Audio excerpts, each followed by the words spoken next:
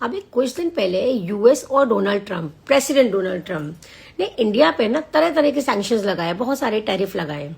और उनका basic reason क्या था, मेजर रीजन, कि भाई इंडिया रशिया से ऑयल लेता है और रशिया और यूक्रेन के वॉर में बहुत सारे लोग मर रहे हैं, ह्यूमैनिटी मर रही है, और इनडायरेक्टली जो इंडिया है वो रशिया को फंड कर रहा है इन सब चीजों में। तो अभी एक चीज है सोचने वाली कि जो अभी इजराइल, ईरान और यूएस में जो वॉर चल रही है, इसमें तो शायद लोग मर ही नहीं रहे हैं, इसमें ह्यूमैनिटी मर ही नहीं रही है, या फिर ये लोग खुद को और एक दूसरे को ह्यूमन कंसीडर ही नहीं करते हैं। और सबसे बड़ी बात, ये जो बड़ी बड़ी इंटरनेशनल ऑर्गेनाइजेशंस बनी हुई है, यूएन, WHO, ये सब सिर्फ नाम की हैं। इनका कोई टेक नहीं है, किसी एक आदमी ने कंडेम कर दिया और हो गया।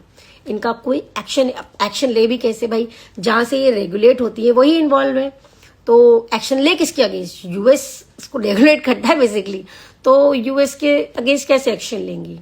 अच्छा, एक चीज और है, इजराइल और ईरान की तो अपने आप में फिर भी एक पुरानी लड़ाई है। ईरान में इस्लामीकरण हो गया, उसको कभी मान्यता नहीं दी इजराइल को, वगैरह वगैरह।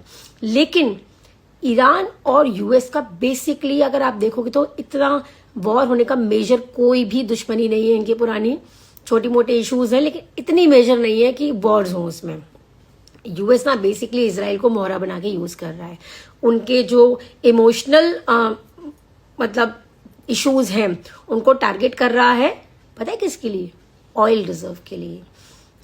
यूएस का हमेशा से ये टिक रहा है भाई, मजबूती कैसे आएगी? ऐसी ही आएगी, आप दूसरे देशों के रिसोर्सेज पे कब्जा करो। जिसमें रिसोर्सेज में ऑयल एक बहुत इंपॉर्टेंट रिसोर्सेज होता है। वेनेजुएला पर किया, उसके ऑयल रिजर्व पे किया।